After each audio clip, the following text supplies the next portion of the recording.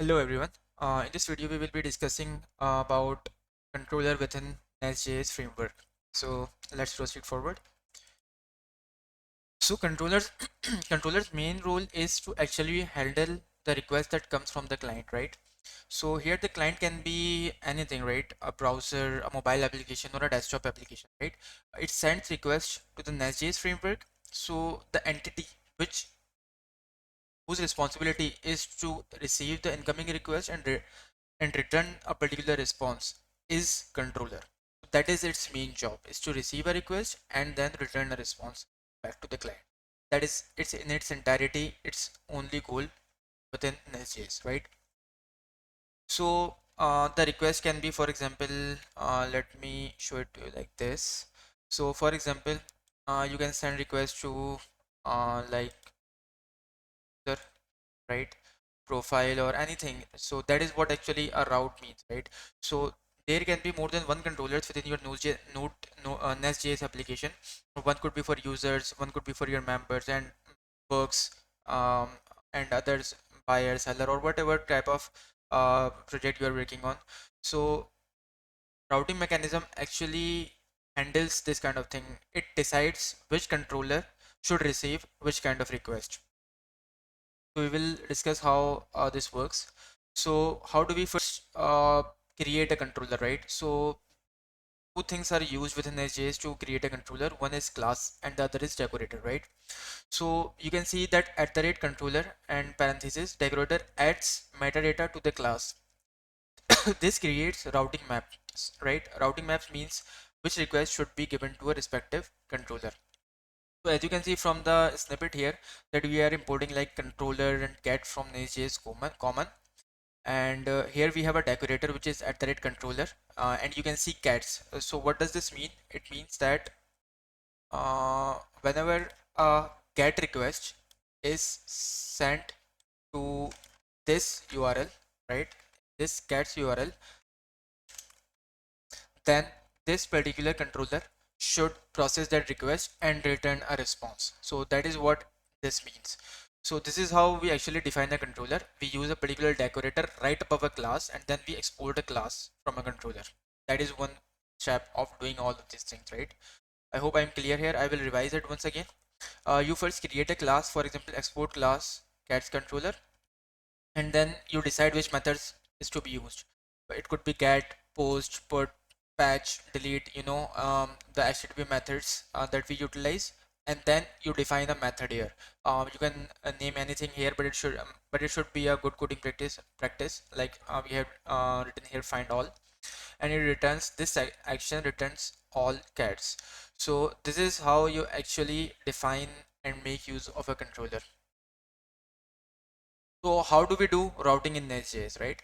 Nest.js follows a decorator-based approach for defining routes within controllers. Decorators are special functions prefixed with that provides metadata to the Nest.js, right? As you can see on that here we have add controller cats. So all of the cats uh, route are to be navigated to this particular class, right? So there can be multiple methods which we can utilize in our like for a particular route. It could be like get, post, put, delete, like I mentioned earlier. We will also see all of it in action. I'm just going for a theory right now, right? For example, you can send a native get request and it would give you this action returns all cats. You can send a particular ID, for example, which particular cat you want to retrieve, right? A post request, put request, and delete request. We will see all of this in action in a short while. So how do we organize controllers in modules? Controllers are actually associated with modules. You can't just put a controller and expect it to work directly. This is a second step, right? So once you have defined a controller, you have to make sure that the controllers are associated with a particular module, right? So just like we had this add controller here as a decorator. For modules, we have add module in which this is a key for controllers and it accepts a series of arrays. So we currently have only cats controller, so that is how we have inserted it, right? So that's all we have for theory. Let's put all of this in action, but before that you should first install Postman in your system. So this is actually a way to send HTTP requests. Like I mentioned earlier, you can send get, post, put, patch, delete, add option, and there are others as well. But we would be using like get, post, delete mostly in our cases, right? So just like normally you would type in browser like this. This is how you would be typing your URL, and in order to reach the cats controller, you would be writing it like this, cats. So if you send get request, you just have to press send. For post, you would change it from here and then press send and stuff like that, right? I will be running a code and then we will be demonstrating what we just learned earlier in practical. Okay, so now we have to start our project.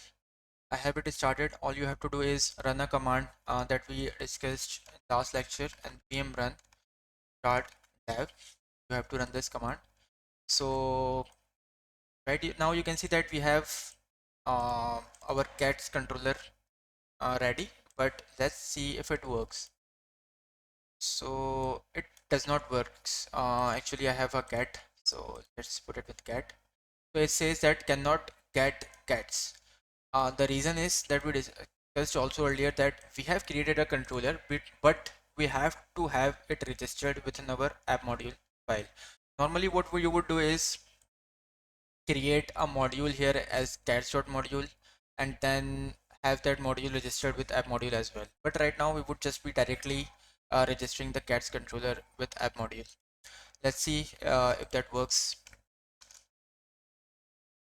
So these are the default ones. Let's import, no, not this.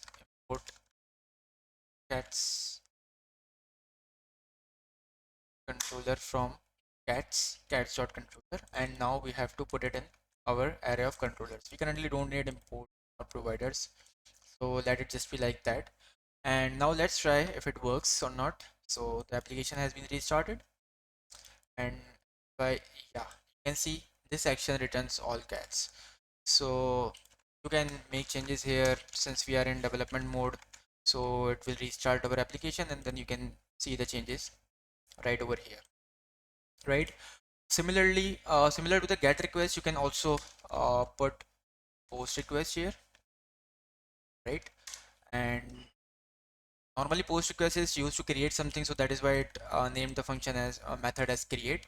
So, but normally we are just returning a string here. So if I change the get request to post and do it like this, same as this, and put send here, then you can see this action adds a new cat of Shamil, right? Now let's put it like this, right? By a certain ID and then work with it. So you can see that um, let's see if it works directly, right? So what we have to do here is get cats and one. So it is unable to find it because yeah, we have to have a get request here. So see, this action returns a dash ID. So right now, how do we get this particular number over here in place of this gibberish? Let's figure it out. So in order to do that, we have to have a certain another decorator which actually gets a param ID from here. So we can do something. We can have to import param from NestJS common and then put it like this, right? And here we have to do this like this, right? So first what we should do is actually first I would normally what I would normally do is console log it out whether we are getting any ID here or not, like this. So if I hit it here like this, let me check. The CID is undefined, so I am making a certain mistake here. Yeah, I have it put a colon here. So if I hit it now, the project is restarted. Now you can see I got one, right? So in order to replace this one in place of this, you have to use a string template. So this is nothing but a core JavaScript part, right? So use a string template here and then this. So if I refresh it now, my laptop isn't that fast. So if I hit send now, you can see this action returns number one cat of Shamil. So if I put it two, this cat return numbers two of Shamil. So we haven't put any validation and stuff. We would be learning about that in future. So this is how you get a param out of your get request, right? What you have to do is, I will revise it again, is import param from NestJS common and then use it as a decorator here. So I have put ID so we are actually giving it as ID here. So giving ID here like this and then as an ID variable here. We can also, normally what happens here is it actually gives you, so if I do it like this, you can see normally you would be getting an object here like this. Yeah, I can show it to you. So let it refresh first. So see, if I don't give any ID here or like the exact matching thing which is here, then it will give you an object and all you have to do is actually extract it out, right? So if I give it here like Shamil, you would be getting Shamil. See, now in order to, this is what I'm doing right now is destructuring, which is a concept of JavaScript. So I'm not getting in much into detail. So I have given it ID here. So ID would be passed as an object here, and this object is actually being destructured here. That is how we are getting ID as a particular variable here. I know it's a bit confusing. So if it is much more confusing than that, I could explain it in any other future video as well. Let me know if it is still confusing. So that is how you make a get request, a post request. You can also do delete, put, patch. I would urge you to try it on your own.